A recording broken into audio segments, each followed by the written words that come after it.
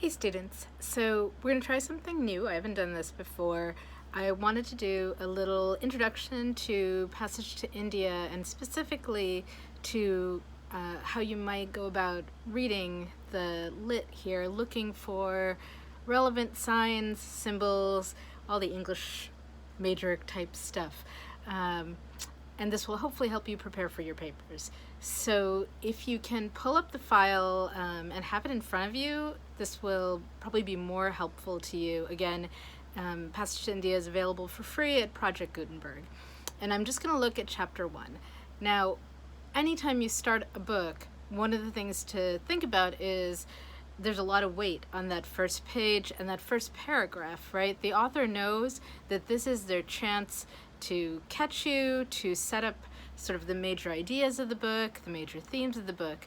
So when you're going to analyze a piece of literary fiction, one of the things you should do is pay close attention to what's on the first page. So that's what we're going to do right now. Part 1 is the mosque, chapter 1. I'm just going to read a little bit. Except for the Marabar caves, and they are 20 miles off, the city of Chandrapur presents nothing extraordinary. Edged rather than washed by the river Ganges, it trails for a couple of miles along the bank, scarcely distinguishable from the rubbish it deposits so freely. There are no bathing steps on the riverfront, as the Ganges happens not to be holy here. Indeed, there is no riverfront, and bazaars shut out the wide and shifting panorama of the stream. The streets are mean, the temples ineffective, and though a few fine houses exist, they are hidden away in gardens or down alleys whose filth deters all but the invited guest. Chandrapur was never large or beautiful, but 200 years ago it lay on the road between Upper India, then imperial, and the sea, and the fine houses date from that period. The zest for decoration stopped in the 18th century, nor was it ever democratic. There's no painting and scarcely any carving in the bazaars. The very wood seems made of mud, the inhabitants of mud moving. So abased, so monotonous is everything that meets the eye that when the Ganges comes down, it might be expected to wash the excrescence back into the soil. Houses do fall, people are drowned and left rotting, but the general outline of the town persists, swelling here, shrinking there, like some low but indestructible form of life.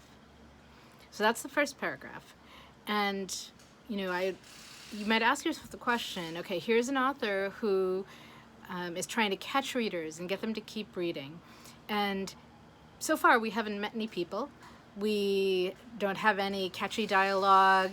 There have not been any, gunshots, no big battle sequences. There's no romance. There's very little to really catch you and draw you into the story. What he gives you, Forster gives you a lot of description. He's setting the scene, and with a novel, readers are often a little more patient than they might be with a short story. So he's taking some time to set the scene. The whole first chapter, 4 paragraphs, is description, okay? We don't actually meet any people until chapter 2. So why does he give you so much description? Well, one thing I'd say is that this book is about the land in a large part, right? Passage to India. India is in the title, so the country is there, but also the land itself. You're going to see as you read through that the land becomes a character in a variety of ways, whether we're talking about the Marabar caves, which have obviously a sort of major effect on the book as you go on, and on the people who visit the caves. Or if you're just talking about things like how people, sorry, let me think about this for a second, how to phrase it. Yeah, so like when we get to the end of the book, and I don't want to give it away for those of you who haven't gotten that far, but there's a sequence there where you see how the land reacts to the British who are colonizing, invading, occupying, depending on how you want to think about it at that moment. So that's one thing you could do when you're writing your papers. You could trace that all the way through. You could look at the different descriptions. Now, here he's making a contrast between things that are beautiful and things that are ugly, right? He talks about the streets being mean, the temples ineffective, the fine houses are hidden away, and filth is blocking your path. So he's talking about Chandrapur is a city that maybe was once glorious during the imperial days when there was an empire, but now that's all gone, and the people who are left are very low, right? The buildings are low, the land is low, there's no riverfront, you can't even get the natural beauty of the stream because the bazaars are shutting it out. The wood is not beautiful, it looks like mud, and the inhabitants of mud moving, right? So if you can imagine you're a person who lives in Chandrapur and this guy comes and starts writing about your city and he describes you and your neighbors and your relatives as mud moving. This is not a very positive description.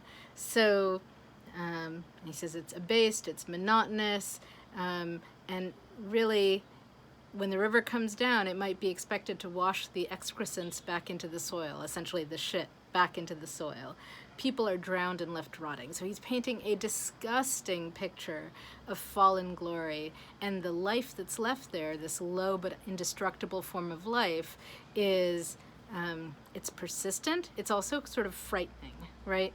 So why would you choose to write about this, and why would you choose to write about it in this way? And here I'd sort of invite you to think about it through the lens of Said's Orientalism, right? In Orientalism, which you read last week, Said talks about how part of what allows the colonizers to maintain their positions of power are the ways in which they keep painting themselves as superior and the people they're colonizing as inferior, right? The West, when it looks at the East, he's really talking more about that than about pure colonization. But when the West looks at the East, it has this hierarchy in mind, and that gets sort of said over and over and over. It gets reinscribed in paintings, in stories, and so on. So when you first start reading this, you might think, wow, Forster is just like those, colonizers who think that they're better than everyone here. He's painting this city as being just completely fallen apart and almost, maybe it's waiting for the British to come and swoop in and save it. That is not what Forster is going to argue as you go on in the book. But he almost sets you up that way. It's a little bit of a bait and switch. And if you can imagine it, probably his readers, I would guess, would be mostly other British people. So they open this book, they start reading about the city in India, they're going to get maybe what they expect right off the bat. Like, oh yes, this city is completely fallen apart, it's fallen glories. We're going to have a good justification for coming in, taking over their country, ruling it, not giving them self-rule, and giving them our medicine and our art and our literature. And if they ever had anything great, it's gone now. So that first paragraph, he's almost sort of promising that. But then as you keep reading, and this is where I'd invite you to, maybe in your journal entries, if you haven't done one yet for this book, you could look at the next three paragraphs of chapter 1, because that next paragraph starts, inland the prospect alters. So when you start moving away from the river, things change, right? So to me, that's a little bit like that moment in a sonnet. Usually after the first 8 lines, you get what's called the turn, and things change for the last 6 lines. Here, at the start of the second paragraph, he starts signaling that things are not what they seem, right? And then I'm not going to read the whole rest of this chapter to you, but you might want to read it out loud and go sort of slowly, because here it gets much more beautiful. As you go up, the land sinks and then rises again, and here Chandrapur appears to be a totally different place. It is a city of gardens. So now you imagine this reader in England reading this book thinking, oh, I thought that this place had completely fallen apart, but maybe not. It's no city, but a forest, sparsely scattered with huts. Well, that's sort of almost saying that, the land is the most important thing. It's not really about the people or what structures they build, right? And again, the land is going to come up over and over in this book as a theme.